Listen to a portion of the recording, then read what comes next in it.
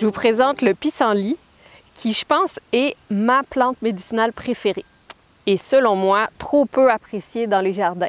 Parce qu'elle a des vertus médicinales vraiment incroyables, mais subtiles en fait. C'est une plante qui va nettoyer tout en douceur, de façon efficace, profonde, mais doucement, sans trop bousculer, en soutenant le foie, en soutenant les deux phases d'élimination du foie, puis en aidant l'élimination des déchets par les selles. Et ça aide énormément de problèmes de santé, des maux de tête, de l'acné, des problèmes de peau, des problèmes articulaires, juste avec ses racines. Et en plus, on peut utiliser toutes les parties de la plante pour ses propriétés médicinales. Les fleurs pour faire des vins médicinaux, pour faire des masques de beauté. Le latex de la tige, quand on coupe la tige des fleurs ou des feuilles, il y a un jus blanc qui est sécrété, c'est ce qu'on appelle un latex, qui est très antiviral pour débarrasser des verrues. Les feuilles, au printemps, qui sont légèrement amères, qu'on peut ajouter dans les salades, qu'on peut manger ou faire sécher pour faire des infusions très nutritives. Et les racines, dont je vais vous parler plus en détail. On récolte la racine de pissenlit à l'automne, après une bonne gelée, pour que toute son énergie redescende dans la racine pour la nourrir durant l'hiver. Et c'est à ce moment-là qu'elle est le plus riche en constituants médicinaux. On peut la faire sécher pour en faire des décoctions, c'est-à-dire la faire mijoter dans de l'eau pendant 20 à 30 minutes. On peut la faire sécher pour la mettre en poudre, puis en consommer en poudre un petit peu tous les jours. On peut aussi la transformer fraîche pour en faire de la teinture extraite dans l'alcool ou un vinaigre extraite dans le vinaigre de cidre de pomme biologique. Dans tous les cas, la racine de pissenlit va aider énormément à soutenir la digestion. Donc pour les gens qui ont une digestion lente, tendance à avoir des nausées, des migraines digestives liées à la digestion du foie, avoir des ballonnements, avoir l'estomac qui bloque, qui gonfle, ou les gens qui ont tendance à avoir de la constipation parce que leur transit est un peu lent, le pissenlit va aider à ramener du mouvement dans tout le système digestif et soutenir le foie dans sa gestion des déchets au quotidien. Donc, on en prend un petit peu tous les jours. Si vous n'avez jamais pris de plante médicinale, je vous suggère de commencer toujours par des petites quantités, que ce soit pour le pissenlit ou n'importe quelle autre mauvaise herbe que vous avez envie d'utiliser dans votre jardin.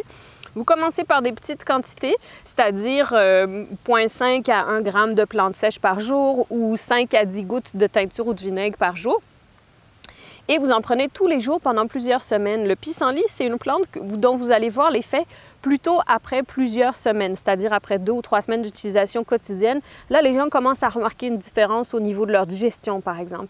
Et l'autre endroit où le pissenlit est magnifique, c'est dans tous les problèmes de peau, par exemple, d'articulation, ou les problèmes qui découlent d'une mauvaise élimination des déchets. Et là, comme le corps élimine mieux les déchets à travers les selles qui sont plus régulières, le foie qui a plus de facilité à faire son travail, tous ces problèmes-là sont allégés. Donc, que ce soit de l'acné à la puberté, de l'acné qui continue à l'âge adulte, que ce soit des problèmes d'articulation, d'arthrite, d'arthrose par exemple, que ce soit aussi des problèmes de maux de tête, de migraines chroniques, le pissenlit est vraiment une plante merveilleuse quand on utilise sa racine au quotidien. Quand vous récoltez le pissenlit à l'automne, souvent il n'y a plus de fleurs pour l'identifier. Donc je vais vous donner quelques petits détails à regarder. D'abord, les feuilles de pissenlit sont très dentées.